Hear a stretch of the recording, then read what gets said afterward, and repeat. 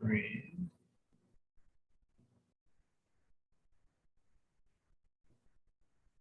Okay, welcome everybody. Okay, so we were continuing in this book. Really, it's a compendium of letters written that was written down during the period in 1772. It's a compendium of letters that were copied over by a sofer in Brody. We know his, I think Aryeh Leib was his name. And I mean, he signed the book. We know that. And so I want to do letters 4 and 6. Number 4 because it's signed by the Vilna Gaon, and really the Vilna Gaon is the many people argue that the excommunication of the Chasidim, the war against the Chasidim would not really have happened without the prompting, not just the approbation, but also the prompting of the Vilna Gaon. And even though they're doing strange things, it's hard to argue that okay, it's true they daven late, but that's not really a reason to excommunicate anybody. They do handstands, once in a while, maybe during davening. It's strange, but it's not necessarily forbidden. So obviously when it comes to something that's not halakha exactly, but is about fear, is about public policy, so this takes, a person to be behind it. You definitely see it today with, you see it with women's leadership, I think.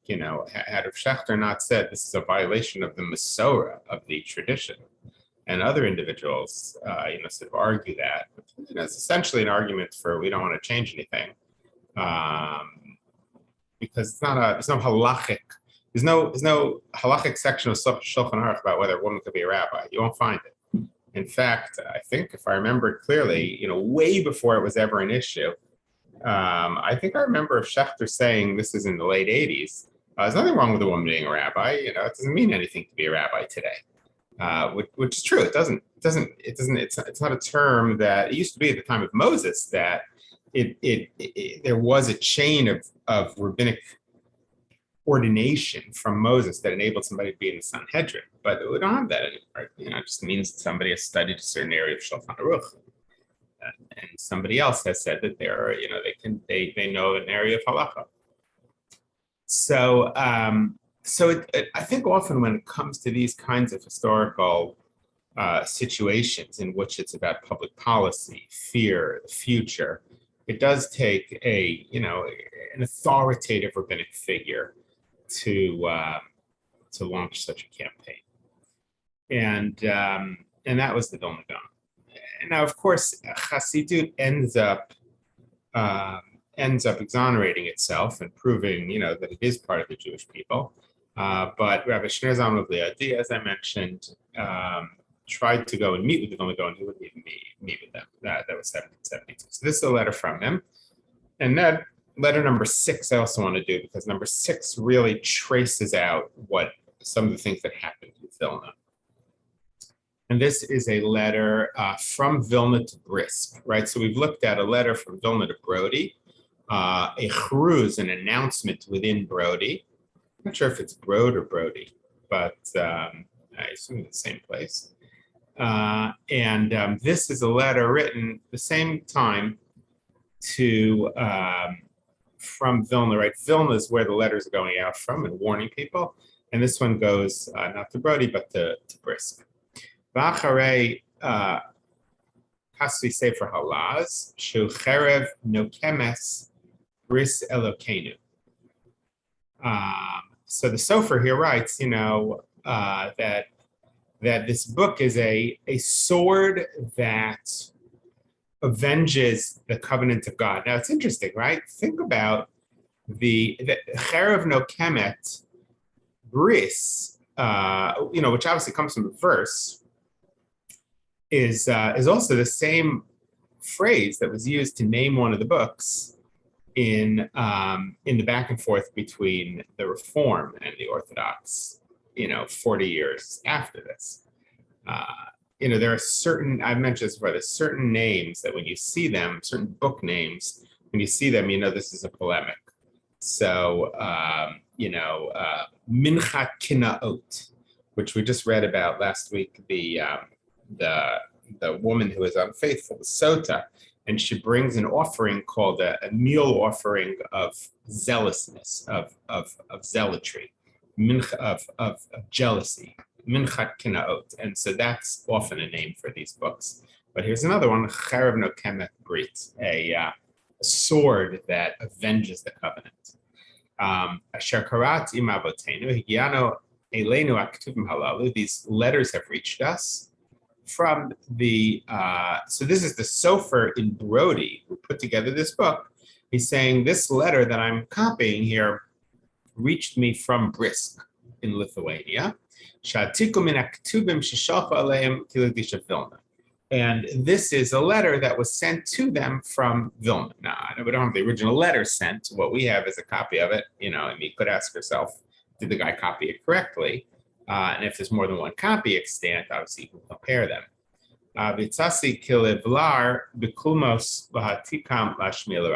And I am writing them with a quill in order that everybody, has it. Like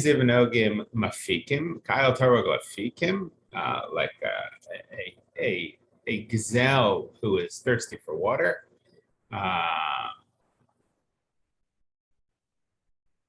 So this letter was written by the Parnasim, those who are supporting the community in Vilna, and the people who are running the community, the lay leaders. In order to give instruction to the congregation of Jews in Brisk. This is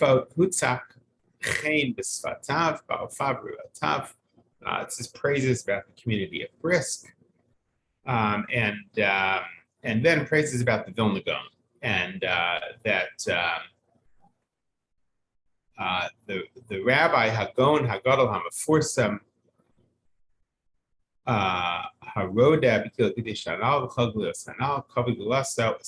he's praising Brisk, and he's praising the Rabbi of Brisk, the Abbezdin of Brisk, who is Rabbi Avraham. Who is that? So there's a little note here, Rabbi Avraham Katzenelin, who was the Rabbi of Brisk, and he also was on the bandwagon of fighting against Chasidim. Acheinu B'nai Yisrael, I have to say the Rabbi Chaim Brisker lived for quite a while in Slutsk. Slutsk had a yeshiva, where Rav Chaim Brisker, before he went to Brisk, was the head of the yeshiva in Slutsk. So my family's from Slutsk. My great-grandfather's name was Moshe the Boyer, Moshe the Builder, Schaffner, and he was a builder in Brisk. He died at 90 years old and fell off a roof that he was building. I have a picture of his gravestone in Brisk. And my great uncle, I have no idea if this is true, but my great uncle told me, he said, your great grandfather, he ran the Chasidim out of Slutsk. So I have no idea if that's true. That was my Uncle Ray. He fought in the Battle of the Bulge and was a larger than life man.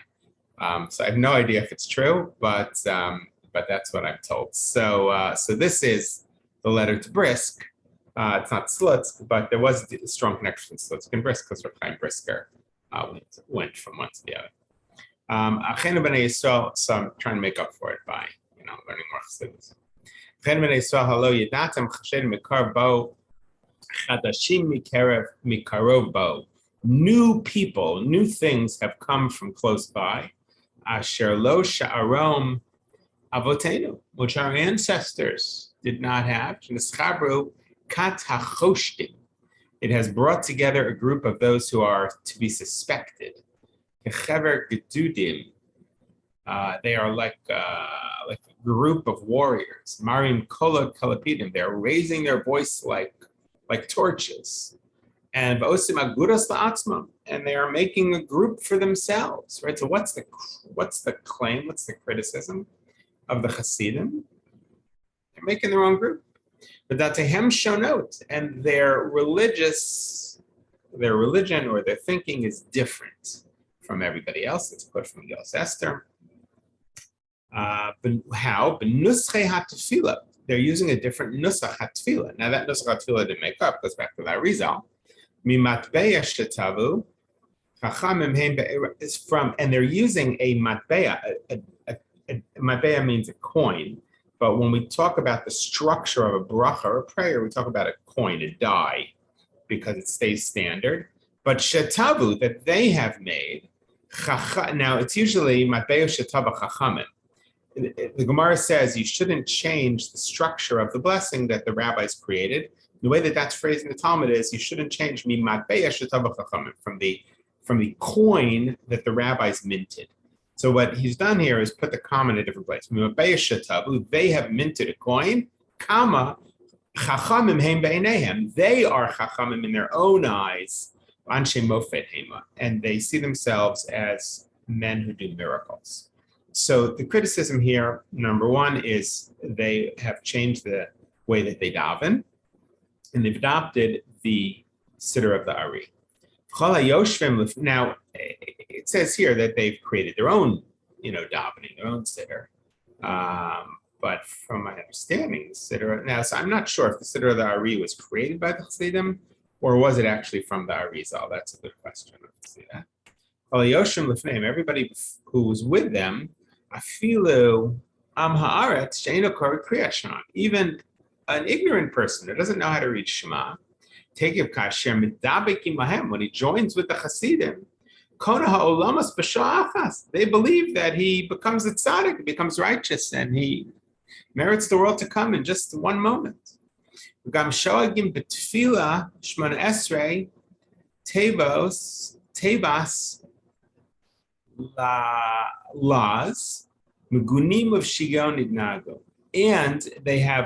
they cry out during the davening words that are not Hebrew, that are Yiddish. Laz means the vernacular, I assume means Yiddish. Megunim, words that are not fitting. Shigayon yitnagu, and they accustom themselves to insanity. So what's happening here? Rabbi Nachman speaks about sighing during davening, saying "Oy vey" during davening, "Tata, my father," right? The davening was an emotional thing for Chasidim. Partly they were coming to fix, the problems with davening, is that it could be by rote.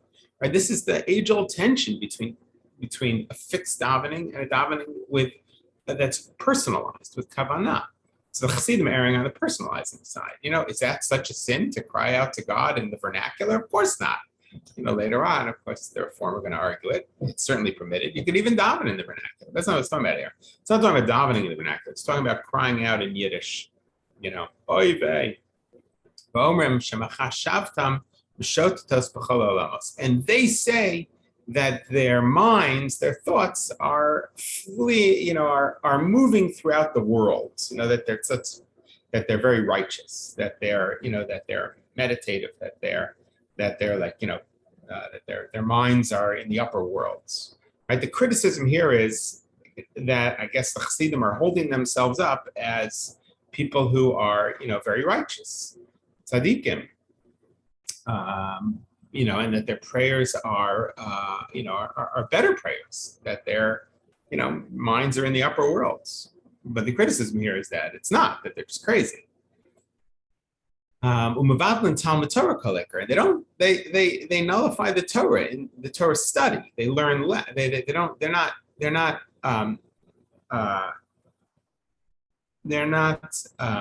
pushing Torah study. And they talk about learning less. Why learn less? In other words, Chasidim pray longer. In other words, a Misnagid might pray less in order to learn longer. But a Chassid believes that prayer is as important, if not more important than davening, connecting to God. Right? So bringing God, in a very personal way into the equation here. It's seen as dangerous. And they believe that they shouldn't be too sad or too stressed about the sins that they do. And such, in similar ideas, things that are disgusting ideas and difficult ideas. So I don't know, obviously from our point of view, these ideas are not so crazy. The idea that you're going to personalize your davening and cry out during it to God, and that you're not going to, make yourself too stressed over your sins, that's ABC to us. But at the time, it was seen as kashimu mechuarim, as disgusting and wrong. And when it is explained to us, sha'idu anashim ksherim ne'amanim aleim, that when good people come and give testimony about the Chasidim, amasim mechuarim, they're doing it about these disgusting things the Chasidim do. Midarkam amakololin, and their messed up path.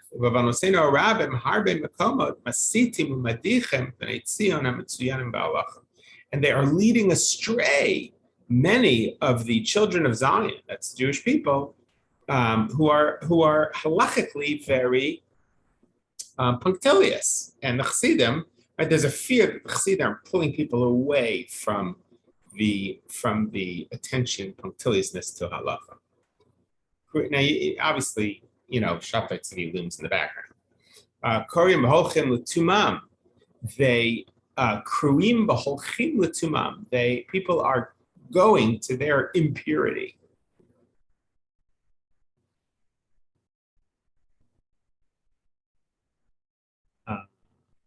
It's an interesting question. Does it mean impurity, or does it mean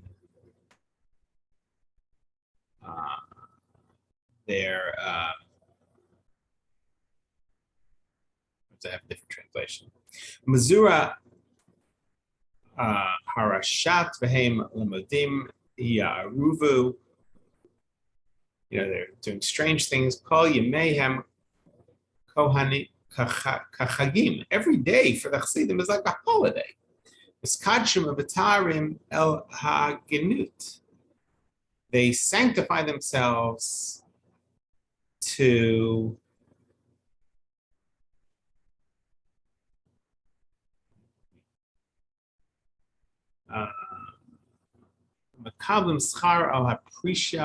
they think they get reward for separating themselves from Torah study. Every day, so it's almost like they're criticizing them for all this joy. What about, you have to always be joyous and you have to do a mitzvah with joy. So, partly those things we quote from Chasidim, right? Mitzvah gadol, it's a great mitzvah to always be joyous. That's from Rabbi Nachman. Woe is to those who disregard the Torah. We should wear sackcloth because of them.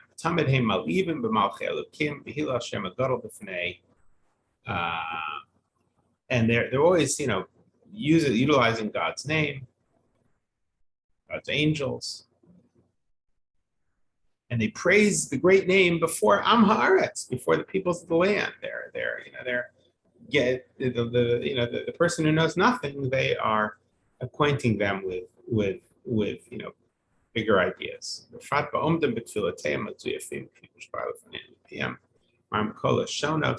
Again, it goes back to this, they're yelling out during davening.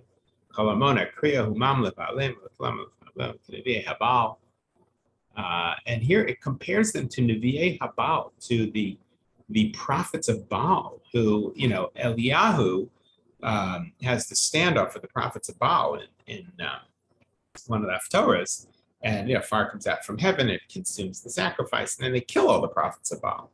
So these are fighting words.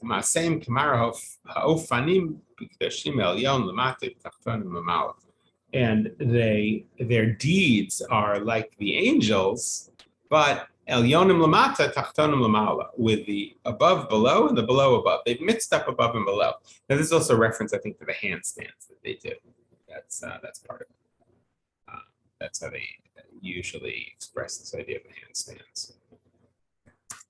So, from our point of view, obviously, the criticism of the Chasidim doesn't seem that great, but that's partly because we have been made in the image of Chasidim. We value the things that Chasidim value. We value, personalized prayer, crying out during davening. We value, not getting too stressed about one's sins and focusing on the positive. in the end, Chassidut's been a great thing for the Jewish people, and especially for us in our time. But and the idea that everybody's going to learn Torah. I mean, who are the Chasidim appealing to? It's not to the great Talmidei Chachamim, to the great scholars. They're saying to the layman. I mean, the classic ideas about Chassidut that they help to raise up the working man, and give them a sense that they can be spiritual. I think that's true, but that's the criticism here: is that they're creating a religion that is different. That is, it doesn't have the right values. It's a little hard to understand their criticism, but there's obviously, when it comes to these things, no different than women rabbis today, in the Orthodox community, which, is it halakhically forbidden? That would be very hard to argue. You're not going to find that in Shulchan Aruch. But it's about fear. It's about the future. I'm not saying that it's wrong, that it's misplaced. In the end, history has to be the witness. And I think in the end, the Chassidut became valid. But at the time, you don't know. I don't know, 50 years in the future, is having, women, Orthodox clergy going to have been a bad idea or a good idea? We don't know, So obviously the nature of religious communities is to resist change. It's not a bad thing. It's partly what creates continuity. But here it was a war, and you can see, the comparison to Nevi'ei Habal, that what does that mean? Is that going to encourage people to kill Chasidim?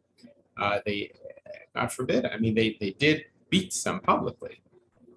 So it's dangerous stuff that everybody's playing with. Okay, we'll continue this tomorrow. Thank you. Thank you.